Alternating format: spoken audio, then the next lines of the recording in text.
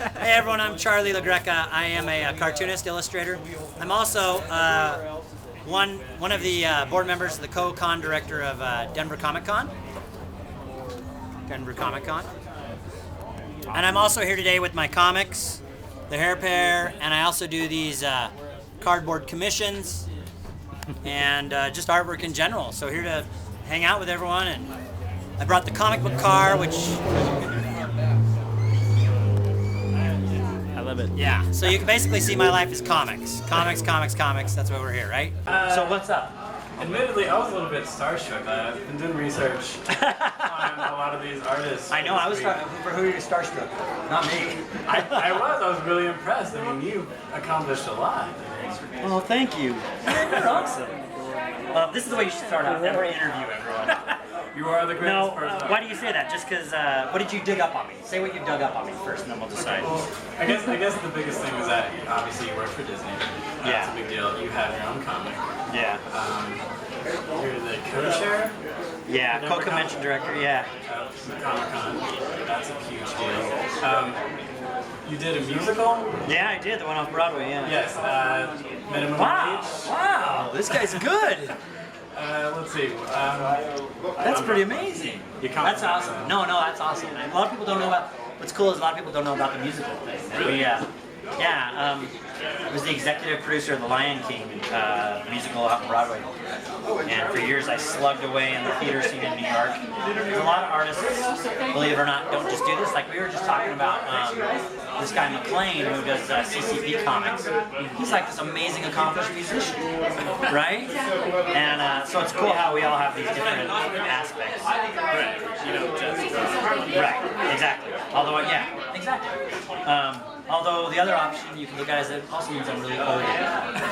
So that's what he's really getting at. He's really getting at that I'm very old. I couldn't tell. No, so yeah, I mean, thank you for saying that. I've never had anyone be starstruck over me. So. I'm just really impressed. There's a lot of talented people here today. And There is. so, this is another one. Tell me if I'm wrong on this. The Obama card game? Hey. Oh yeah! Oh, no. Wow, that's cool. Is that me? The Obama. Oh, there I might go out. Oh my god. Perfect timing. Was that me? Perfect timing, right on my interview. I'm sorry. Yes. No, this is. I'm out of here.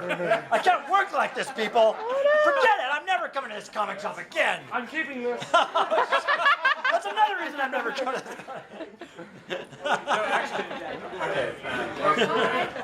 Okay, so what were we saying? Oh, it's been a wonderful interview with you. This staff has been incredible. That was the best interview ever. Yeah. So yeah, the Obama card game. Yeah, the Obama card game. Wow. Yeah, I did the only, well, the first. I don't know if it's the only presidential game. No, it's not. Yeah, it was the first presidential game specifically for Obama.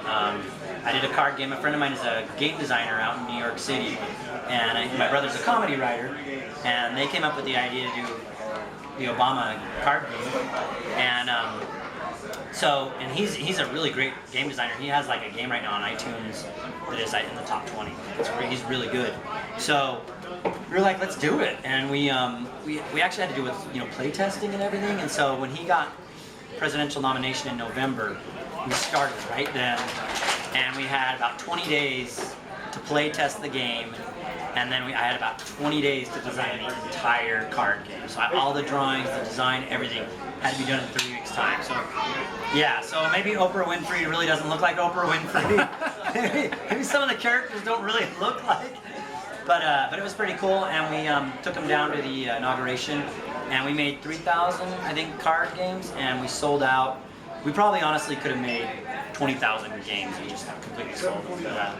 But it was pretty cool. I mean, I kept like about 10 of them just for myself that I have. Just Are you with you? I don't have any with me, but yeah, it's an actual game, and you lay out the United States, and there's like pivotal moments throughout his campaign. Like the funny moments and things like that. And The funny moments. yeah, like Oprah Winfrey, and you get these cards and you play them against each other, and you try to be the president. You try to be Obama.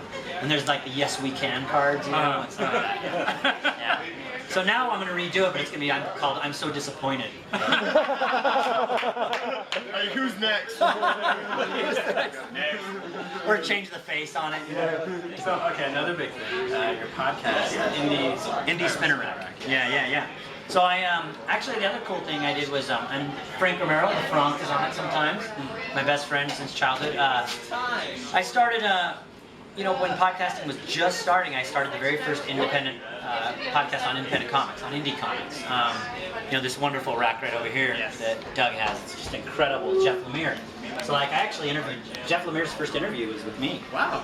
Yeah. A lot of people in here probably, in a lot of ways, it's kind of cool because they hadn't even been interviewed yet because podcasts weren't around yet, really. I mean, we were just there in the burgeoning years. So I got to interview Jeff Smith, and we have an amazing interview with him. And Alan Moore, and just a lot of people. Alex Robinson at one time was on our cast the most. I called him, a whore because he was on our show. Only Skin, all these guys. So many of these guys were on the show. And what it did is it actually kind of connected me to Denver Comic Con because what happened was I started going to cons as an artist, and I started going as Indie Spinner Rack and meeting so many different people. And the way it really helped with Denver Comic Con was you get to know all these different artists that I could then ask, hey, would you be willing to come out? And one of them being Jeff Lemire, who's turned me down 2 years in a row now. But that's okay. Shame on you. I know, shame on you, Jeff. But so it connected me with a lot of ways in that arena. Okay, so And we just started up again. We have over 200 episodes. wow. I know, it's a lot. I'm going to have to catch up. It's a lot of nerding out, dude. I do it all the time. You do? It's never enough for me. I just got the rights back to the hair pair, so now I am able to seek publishers and hopefully get it printed again or something. And I ended up working for Nickelodeon shortly after that, and then they canned me. So now I just did a comic for the environmental. It's called Cure. It's an environmental comic. Okay. And I just did that, and there might be more of those coming out. So it's kind of cool. And you still find work out there. Websites help. So is there anything big coming up for you? Denver Comic Con 2013. Yeah. That's going to be kicking my butt. We've really started on that. That's really exciting. We're just starting to line up guests for that. People are starting to book with that. There goes the comic car. Someone tried to break into the comic mobile. With all those superheroes, that's pretty stupid. Somebody drew bad art on it. That's what it was. Did you really recognize the... That picture is not appropriate. Hey, could you swing the door closed? We're going to let them steal the car. This has been the most entertaining interview I've ever done. So what else to do? And then hopefully I'm doing some comics for, like I said, maybe I'll do some more environmental comics. It's called the Environmental Justice Chronicles. It's going to be coming out here in the fall. And it's going to be free, so I'll probably shoot some Doug's way. And it's just to kind of make awareness about the environment and things like that for people who live in urban areas. Okay. So I think that's it for right now. Indie Spinner Rack's back. Right. So the environment is great and all. Right. But who is your favorite superhero? Ooh.